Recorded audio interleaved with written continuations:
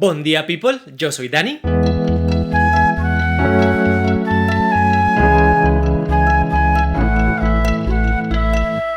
El día de hoy vamos a revisar La caída de la casa de Usher. Bueno, este es el libro de cuentos completos. En realidad sería algo como el hundimiento de la casa de Usher. Pero bueno, tenemos el libro completo, así que vamos a hablar de este cuento en específico. Y como estamos en octubre, vamos a hacer el especial de Halloween, con el cuento de hoy y seguramente algún otro cuento más, específicamente en el área de terror y de thriller psicológico. Así que sin más, vamos a ello. La caída de la casa de Usher fue un cuento que se publicó en 1839 en la revista Burton's Gentleman's Magazine y rápidamente se convirtió en uno de los relatos más populares de este autor. ¿Y de qué autor estamos hablando? Obviamente de Edgar Allan Poe, que hablaremos un poquito más sobre él. Y como estaba diciendo, fue un éxito en su época y es un éxito atemporal, como muy bien lo podemos intuir en el hecho de que se haga una serie de Netflix basado en este cuento. Si alguno se la ve, dejen en los comentarios qué tal es. Yo también me la veré, por supuesto. Y no solamente fue un éxito en su época y un éxito en nuestros días, sino que marcó un paradigma de lo que deben ser los cuentos de misterio y de terror, influyendo en todos los novelistas de este género posteriores a él. Algunos la han calificado como una obra maestra de la literatura de terror. Y es que este autor y su vida darían para un propio libro de terror, ya que su vida estuvo marcada por problemas psiquiátricos, por tragedias, dramas y tristezas. Este autor, para hablar brevemente de él, porque aquí no vamos a hacer una biografía de él, nació en Baltimore, Estados Unidos, en 1809, principios del siglo XIX, y es considerado uno de los maestros del relato corto, que yo estoy completamente de acuerdo con esta apreciación. Sus cuentos son brutales. Pero como he dicho, su vida estuvo marcada por la desgracia, quedándose huérfano desde muy pequeño, y nos hace entender de dónde vienen todas estas ideas tan vívidas y tan exquisitamente detalladas que hacen que sus cuentos cobren vida, y que nos podamos imaginar estas situaciones terroríficas, de misterio, de drama, de melancolía, de muerte y de destrucción. Y es que a su vez está marcada sucesión de tragedias, de quedarse huérfano, posteriormente su padrastro lo deshereda, su mujer se muere, y él mismo muere a una edad muy joven, de causas no aclaradas, pero probablemente relacionadas, o con sustancias, o suicidio, o alguna afección relacionada con este tipo de cosas. Es el trasfondo a partir del cual nacen sus narraciones. Y de hecho, en este cuento, La caída de la casa de Usher, podemos ver cierto paralelismo con la vida del autor. Sin embargo, parece ser que el trasfondo de esta obra realmente está basada en los hermanos James Campbell y Agnes Pye Usher. Suena ese apellido, ¿no? Usher. Algo tiene que ver seguro. Quienes serán los hijos de los amigos más íntimos de la mamá de Edgar Allan Poe. Amigos que mueren a muy temprana edad, dejando también huérfanos a esta pareja de hermanos, que en la vida real, tras quedar huérfanos, tienen problemas psiquiátricos, lo que en su momento se clasificó como neurosis. Y de esto también vamos a hablar en este video. ¿Y qué es la neurosis? Pues hoy no hay Science Time, hoy lo que hay es Historia de la Medicina Time.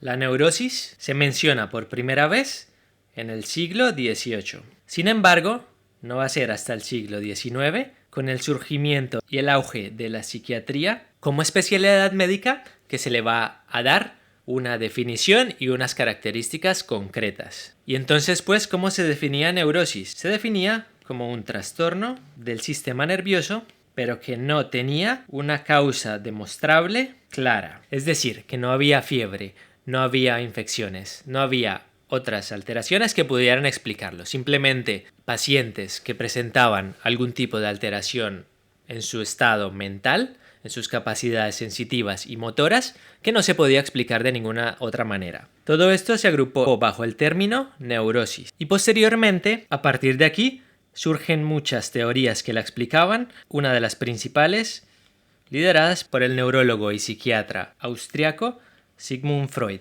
Es decir, durante el siglo XVIII y el siglo XIX, todas las alteraciones psiquiátricas en general se agrupaban bajo el término neurosis, pasando por la depresión, por la manía, por la psicosis.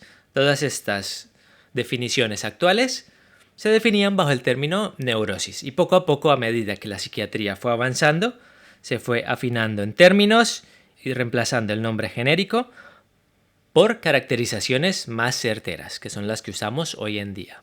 Y al igual que en la vida real, los hermanos Usher también tienen manifestaciones psiquiátricas. ¿Y cuál es el punto general de la historia para ponernos en contexto? El punto es que el alma de la familia es la casa. Y esta casa depende de un linaje de muchas generaciones. Linaje que si llega a su fin, cae la casa. Pero ¿qué personajes tenemos aquí? Los hermanos Usher. Tenemos dos personajes principales. Por una parte, Roderick Usher y por otra parte su hermana Lady Madeline. Roderick Usher nos presenta un cuadro mucho más sugestivo de depresión, lo que en el siglo XIX, cuando se escribió este cuento, se denominaba melancolía. Y Lady Madeline nos presentaba un cuadro más sugestivo de neurosis, de la que hemos hablado antes, con manifestaciones tanto negativas de tipo depresivo como catalepsia, que es este trastorno de desconexión del medio, como si la persona estuviera muerta, y descripciones de síntomas, interacciones y cosas que van pasando en la historia, que no solo a los personajes, sino a nosotros mismos como lectores nos hace preguntarnos si es real o es la imaginación lo que está jugando un papel. Y esta es la magia de Edgar Allan Poe, que no sabes nunca si el que está loco es el personaje o el que estás loco eres tú. Y es que todo el que lee este cuento encuentra descripciones muy detalladas, muy vívidas, de experiencias humanas negativas, como la melancolía, la depresión, la desesperanza.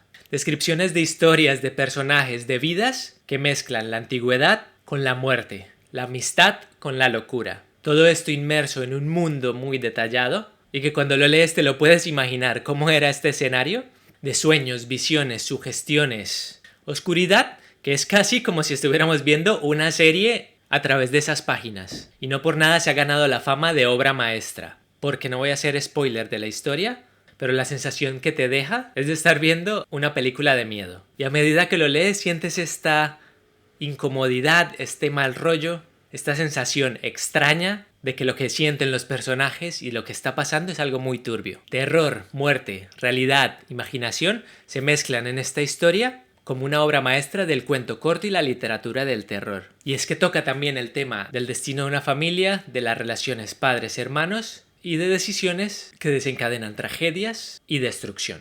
Y con esta es la sensación que uno se queda al leer este cuento. Así que si quieren vivir esta experiencia, les recomiendo mucho este cuento. Y ya luego, si quieren algo audiovisual, nos podemos ver la serie o hablar aquí en los comentarios de ella.